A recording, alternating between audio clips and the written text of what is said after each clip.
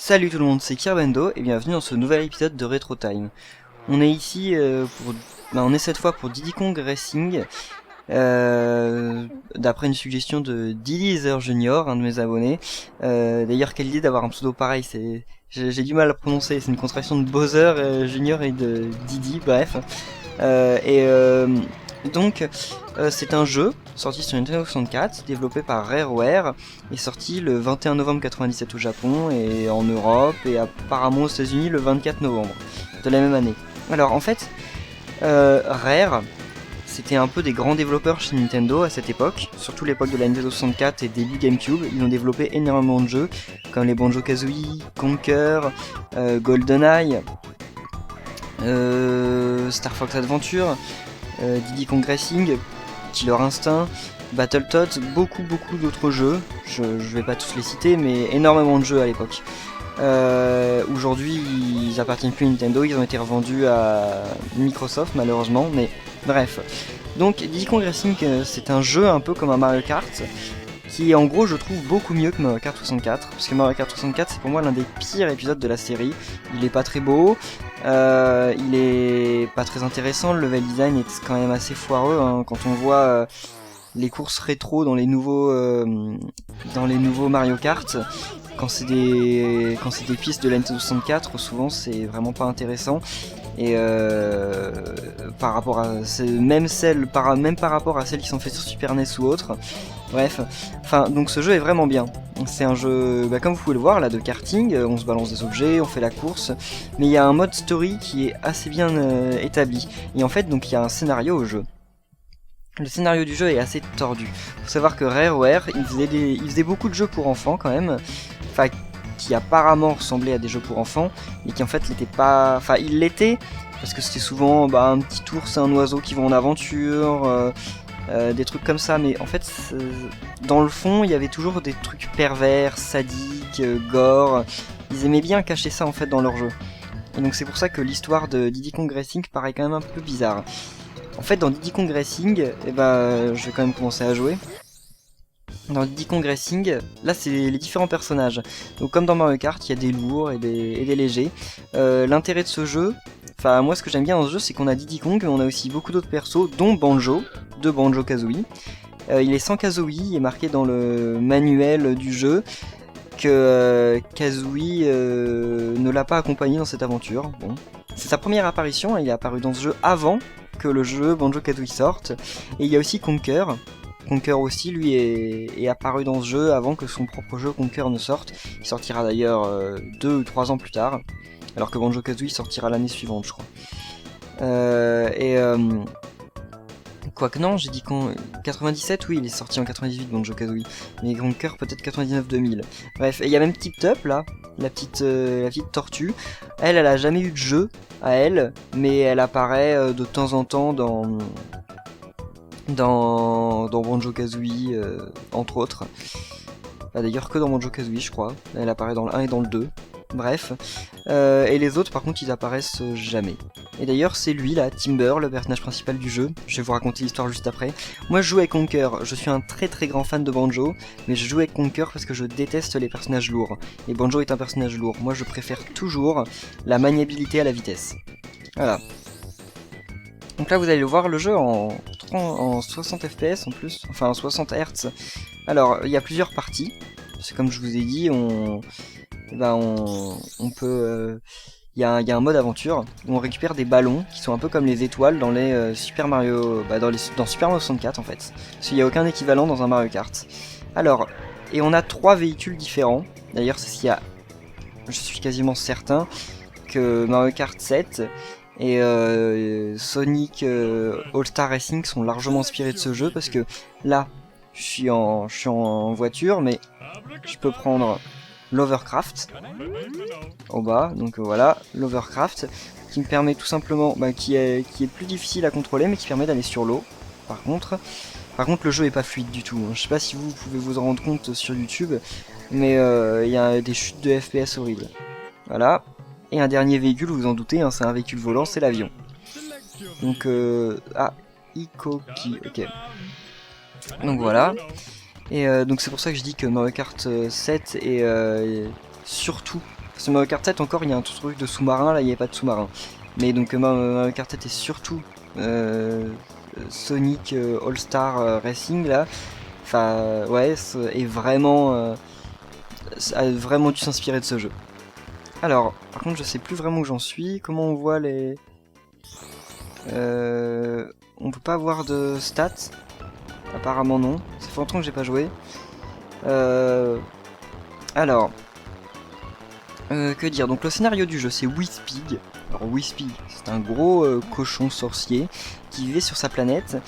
Et en fait il en a eu un peu... Il s'ennuyait. Il était très puissant et il s'ennuyait.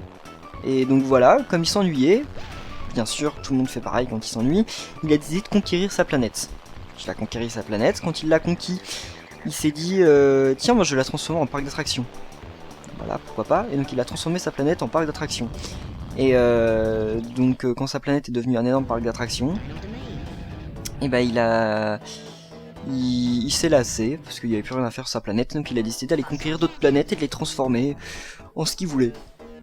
Donc, voilà, là il est arrivé sur Terre. Et alors, faut savoir que Timber c'est le petit... il est pas en course là. Ah si, c'est celui qui est dans le carte vert là, donc c'est le petit tigre. Timber s'est dit que... les bananes, donc ça augmente notre vitesse de pointe. Donc il s'est dit en fait que... ses parents, en fait, il vit sur une île. Et il vit un peu tout seul sur une île, l'île appartient à ses parents apparemment, il s'embête pas. Et donc ses parents sont partis en vacances et Whispig est arrivé sur Terre à ce moment. Donc il s'est retrouvé bien embêté parce que Whispig est arrivé sur l'île et il a décidé de commencer à conquérir la Terre en se mettant sur l'île. Et donc le pauvre Timber, lui, il a été obligé d'appeler de l'aide parce qu'il veut pas que ses parents l'engueulent. Voilà, donc il veut pas que ses parents reviennent et qu'ils se rendent compte qu'il s'est mal occupé de l'île pendant son absence. Et donc comme il veut pas que ses parents le punissent ou je ne sais quoi, il appelle ses amis. Et donc ses amis sont aussi des gosses, Diddy Kong, etc. C'est des gosses. Donc il les appelle pour venir tout simplement l'aider à repousser Whispig. Parce que Whispig a dit en gros celui qui me battra à la course libérera l'île. Mais il est tellement fort que il a même battu le grand l'un des grands concurrents l'un des gros, comment on dit, un Carter, non je sais pas, bon bref, l'un des grands champions de cartes de l'île, bref. Donc Timber va appeler Diddy Kong, il va appeler Conker, il va appeler Banjo, apparemment ils sont tous un petit groupe d'amis quoi. C'est d'ailleurs marrant parce que ça fait qu'en fait l'univers de Banjo se passe dans l'univers de Mario par extension. Ça fait que en gros, mince, parce qu'il me semble que la montagne spirale et tout est mentionné dans le manuel du jeu d'ailleurs, donc c'est plutôt sympa. Voilà, bon vous en doutez, à la fin ils arrivent à le battre. Donc ils le battent, il se sauve et en fait il va dans une station spatiale et on le combat sur sa planète. Voilà. Alors, donc là c'est le classement. Il y a quelques subtilités de gameplay qu'il faut que je vous explique. Parce que le jeu est quand même un peu... Ah, pourquoi ça recommence? Ok, non. Lobby, oui, allez on retourne au lobby. Je sais pas comment on dit en français. Ah, lui. En fait, il y a des personnages à débloquer et lui, c'est un personnage à débloquer. En fait, il faut réussir à battre le record de contre-la-montre dans tous les circuits super durs. Enfin, c'est super dur, mais ce perso est aussi super cheaté. Rare aime bien, dans leurs jeux de course, comme dans Banjo Pilot, rajouter toujours un personnage qui est extrêmement puissant. C'est-à-dire qu'il n'est pas comparable, en fait... aux autres. Je sais pas si j'ai battu Whispig dans cette partie. Apparemment j'ai pas battu Whispig. Donc oui, ils aiment bien mettre un personnage super rapide, super puissant qui est pas du tout équilibré. Ils le font tout le temps. Alors, donc là voilà, c'est Whispig. C'est le gros cochon. Je vais essayer de le battre là. C'est pas super simple parce qu'il va plus vite que nous. Mince, déjà si je fais pas de super départ, je crois que c'est pas trop la peine. Je sais qu'il y a des gens qui le battent que avec des personnages lourds, mais mince. Mais bon, je me souviens plus quand est-ce qu'on le fait. Mais moi je déteste ça, vraiment les personnages lourds. Je sais que c'est beaucoup plus rapide, mais pour ce niveau il y a besoin de maniabilité plus que de vitesse. Parce que le jeu est cool aussi pour avoir des combats de boss. Bon, par contre là il va me dépasser, voilà. Il est obligé de nous dépasser en fait au début. Et ça par contre c'est pas génial. Bref. Je vais pas rester bloqué super longtemps dessus, mais c'est juste parce que j'aimerais bien vous parler un peu pendant le générique. Mince, bon, de toute façon je pense que j'ai pas besoin de super départ parce qu'en fait il me dépasse à chaque fois. Voilà. Alors, par contre faut prendre les turbos, ça c'est obligé. Et il y a une astuce, c'est de lâcher le bouton d'accélération au moment de prendre un turbo. Comme ça vous voyez, le réacteur devient vert et donc ça fait qu'on est beaucoup plus rapide. Alors, est-ce que je... Bon, là il a pris tellement d'avance que... Ouais, enfin, fallait déjà que j'apprenne le level design du niveau. Là, c'est fait. Ouais, bon. J'essaie une dernière fois. Là, j'ai un peu retenu le level design parce qu'en fait, faut savoir où sont les réacteurs. Si on sait pas où sont les réacteurs, on peut pas y arriver à ce niveau. Voilà, ah bah en plus, super départ. Il faut que je fasse gaffe, il va me dépasser. Ouais, et quand il nous dépasse... Ah! Ouais, enfin, il vole. En fait, il va toujours beaucoup plus vite que nous. Vous l'avez bien vu. Mince, ah ça par contre c'est pas cool. Mais bon, rater un seul réacteur, c'est pas très grave, je veux dire. Mince, ah par contre là j'ai loupé le réacteur qu'il y avait là-bas. Et on ne peut pas sauter. Bon, je sais pas si c'est perdu ou quoi, mais... Ouais, normalement ça doit être rattrapable. Apparemment on gagne... Mince. C'est rattrapable à condition de jouer bien. Ce qui n'est pas forcément mon cas. Parce que je me suis pris l'arbre au passage. Et l'arbre ça nous arrête bien ça par contre. Voilà. Parfait. Ah, dans l'herbe. Mince, ça c'est dommage. Parce que c'était bien parti pour le rattraper, mais je me suis fait avoir bêtement. Mon dernier tour, je pense pas que je le rattraperai. Mais au moins vous voyez un peu... D'ailleurs oui, désolé du spoil hein, pour ceux qui voulaient jouer au jeu, mais de toute façon c'est pas le dernier boss. Il y a... Enfin... Il y a un monde en fait à débloquer après, c'est en fait pour ça aussi que je le faisais, parce que je voulais débloquer le monde. Mince, dommage. Bon, si j'avais eu ce réacteur, je l'aurais peut-être rattrapé. Et là non, j'ai trop mal joué. Ok, donc on peut retourner au lobby. Je vais vous montrer quelques environnements du jeu et vous parler un peu de la mécanique des objets parce qu'elle est différente de Mario Kart. Heureusement, mince. Ok, bravo. Heureusement ils ont voulu se démarquer un peu. Alors je vais passer par en bas, si j'arrive. Le problème c'est que l'avion il a besoin d'élan pour décoller, ce qui est un peu logique quoi, c'est comme un vrai avion, ça décolle pas tout de suite. Alors, allez. Il y a eu un remake du jeu sorti sur Nintendo DS, mais le remake est vraiment nul. Il est moche, ils ont changé les départs turbo, ils ont changé les quêtes secondaires, non franchement il est vraiment nul. Il y a aucune comparaison. Je voudrais faire le village, parce que la musique elle est trop bien. Alors où est-il? Frosty Village. Ouais c'est ça. Frosty Village, il est vraiment trop bien. Excellent. La musique... Ah bah non c'est pas ça, ah si c'est ça. La musique est excellente.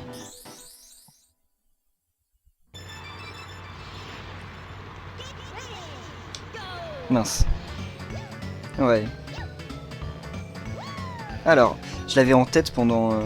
J'ai un ami qui est venu chez moi, une fois on a passé le week-end sur Diddy Kong Racing, et on l'avait dans la tête après pendant toute la semaine qui est venue. Alors, donc en fait quand on finit les niveaux on gagne des ballons dorés qui nous permettent de débloquer d'autres niveaux. Alors... Et ce que je voulais vous expliquer c'est aussi les objets. Vous voyez il y a des ballons de couleurs différentes. Quand on attrape un ballon bleu, on a toujours un objet turbo. Donc là vous voyez j'ai un turbo niveau 1.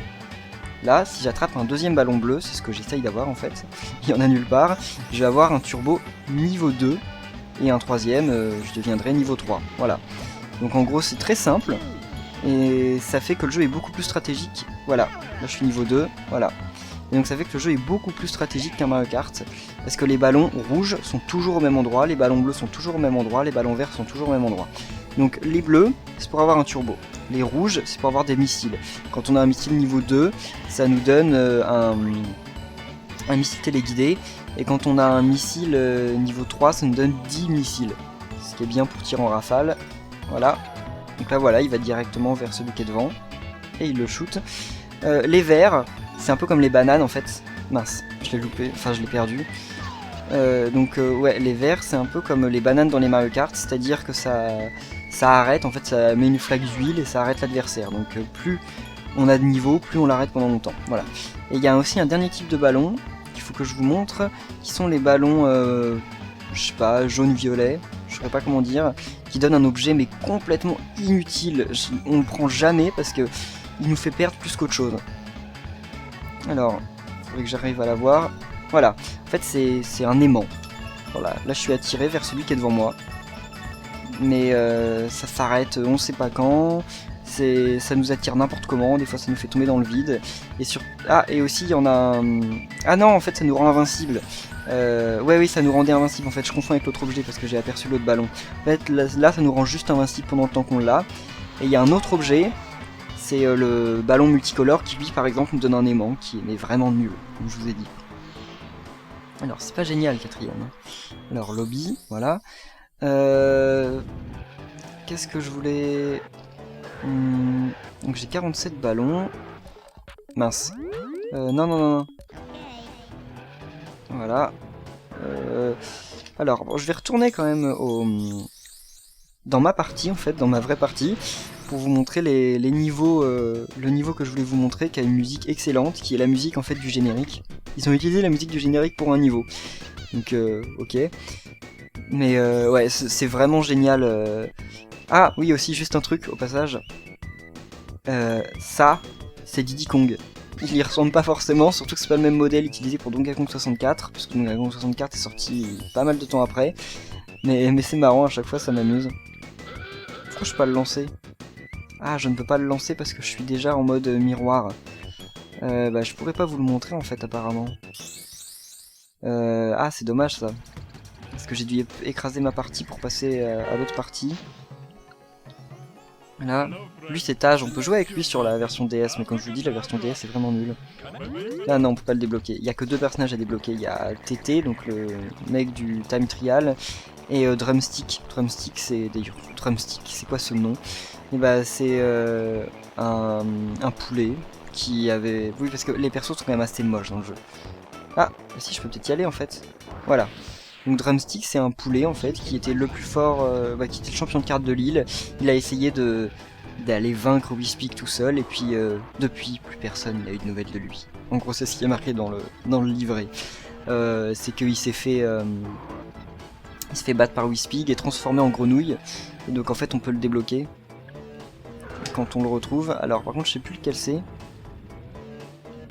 Bon on va mettre ce Space Dust Valley. Je crois pas que ce soit ça, mais on va voir.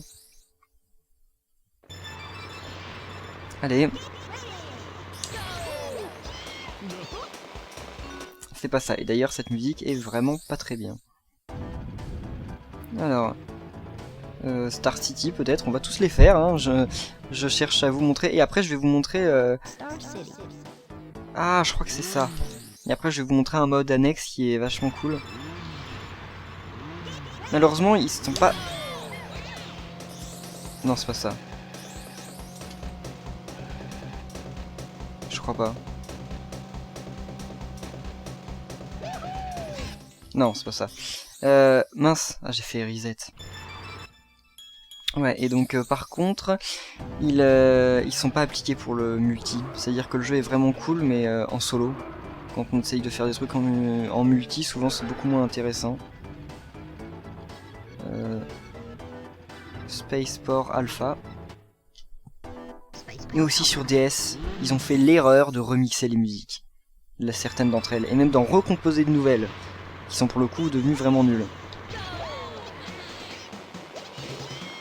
Non, c'est pas ça. Et ça, c'est aussi pas génial. Alors... Star City, ça doit... J'y suis pas déjà allé? Je retiens... Ah si, j'y suis déjà allé. Ah bon, on peut faire B directement. Je crois que c'est Dark Moon Cavern où je suis pas encore allé. Alors, c'est ça, je m'en souviens parfaitement.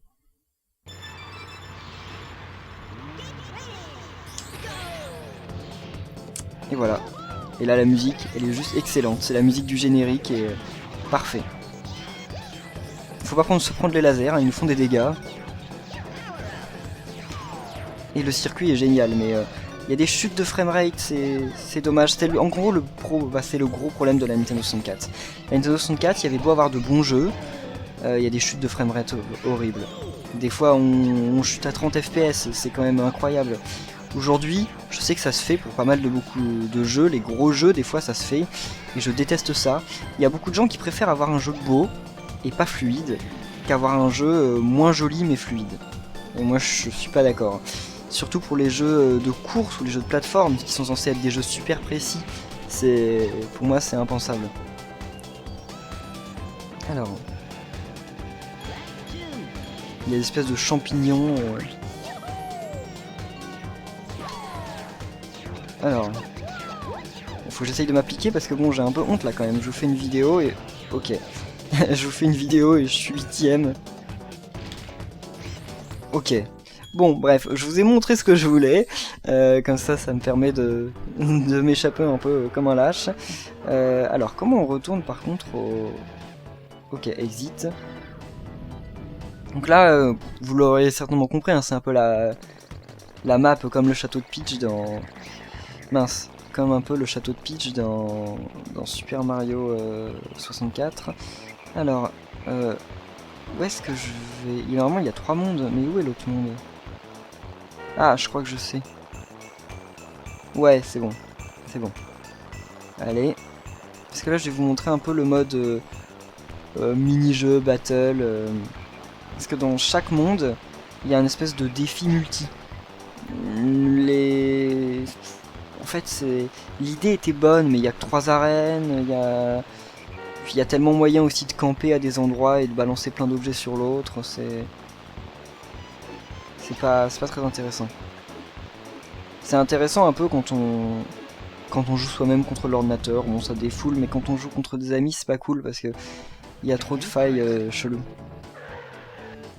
Alors, je sais pas où c'est. Ça c'est quoi? Ah, non, ça c'est le truc du trophée, c'est pas ça. C'est une porte avec une clé. À mon avis ça doit être en bas. Ouais, c'est ça. La clé est à récupérer dans un des niveaux du monde et après ça ouvre un challenge spécial. C'est bien ça aussi, c'est une super idée. Avoir des trucs à collecter dans des jeux de course quoi. Je crois qu'il y a la même chose dans Crash Team Racing. Je crois, je suis pas sûr, mais c'était cool. Voilà, donc là en fait ce que je dois faire c'est que je dois aller récupérer des bananes pour les amener après à ma maison en gros, enfin à mon camp. Je crois que je peux en tenir que quelques-unes, je peux pas en tenir trop. Merci. Alors, parce que oui, bien sûr, on peut donner des coups aux autres pour leur voler leurs bananes, ça paraît normal. Donc voilà, on peut les avoir que 2 par 2. Donc une fois que j'ai mes bananes, je dois remonter. Moi, je sais pas quelle couleur je suis. De toute façon, au début, c'est toujours un peu aléatoire, on s'en rend compte après. Ah bah Didi, il en a déjà 2, ça j'aime pas. Ah voilà, bah moi je suis bleu. Ok. Donc voilà, maintenant il faut que j'aille attaquer Didi. Bah, merci de me tirer un projectile quand j'ai aucune banane. Mais comme on peut pas voir vraiment combien de bananes ont les autres. Voilà. Donc ouais, en fait c'est sympa dans l'idée. Mais ils auraient dû faire un peu plus d'arènes et des arènes peut-être un peu mieux designées. Parce que là c'est sympa mais voilà, je tourne un peu en rond quoi. Je vais là. Ou le problème c'est peut-être aussi qu'on est que 4. Comme ça là, c'est un peu trop simple quoi. Je vais choper les bananes et je retourne. Mais l'idée est vraiment bien. Et d'ailleurs, la fin du jeu suggère une suite. Parce que quand on finit le jeu, on a battu Whispig. Whispig va s'écraser sur la lune. Et là, on voit, dès que le générique est passé, on voit Whispig qui est sorti de son vaisseau et qui ricane. Il rigole comme s'il avait gagné, quoi. Donc ça sous-entend en fait que genre il avait un plan de secours, un truc du genre. Et finalement, bah, comme RR a été revendu, bah, on n'a pas de suite. Surtout qu'il y avait, j'en ai parlé dans mon point champiculture sur les jeux annulés sur GameCube, il y avait Donkey Kong Racing, et Donkey Kong Racing c'était la suite de Diddy Kong Racing. Et on n'a pas beaucoup d'infos sur le jeu, tout ce qu'on sait c'est qu'il y avait Whispig qui retournait pour être jouable. Whispig c'est l'éléphant bleu là, le génie. Non pas Whispig mais Taj. Donc Taj revenait, Taj le génie revenait. Donc c'est un peu tout ce qu'on savait d'intéressant. Et enfin de rapport avec Diddy Kong Racing. Et donc voilà, le jeu est tombé à l'eau. Dommage. Il y avait peut-être Whispig, on sait pas, peut-être que Whispig serait pas apparu dans le jeu, vu qu'il était pas dans le trailer, mais peut-être que si. Donc c'est pas, on saura jamais, hein, c'est dommage, parce que c'est une bonne licence Donkey Kong Racing. Et il y avait moyen d'en faire quelque chose. Et après, Nintendo a fait Donkey Kong Jet Race, qui a un peu rien à voir, et qui est un peu beaucoup moins bien, sur Wii. Voilà. Donc en tout cas, merci à tous d'avoir suivi cet épisode de Retro Time. On va s'arrêter là. Je vous avais dit que je sortirais un épisode tous les lundis. Avec les cours et tout, je peux plus assurer ça. Donc en fait, je sortirai toujours le lundi, mais je sais pas, peut-être un lundi sur 2, un lundi sur 3. Ce sera un peu aléatoire en fait, je pense. Voilà, ce sera un peu selon les jeux que vous avez envie que je vous montre et mes disponibilités. Voilà, donc merci à tous d'avoir suivi cet épisode. Et on se retrouve à très bientôt pour un nouvel épisode de Retro Time. Bye!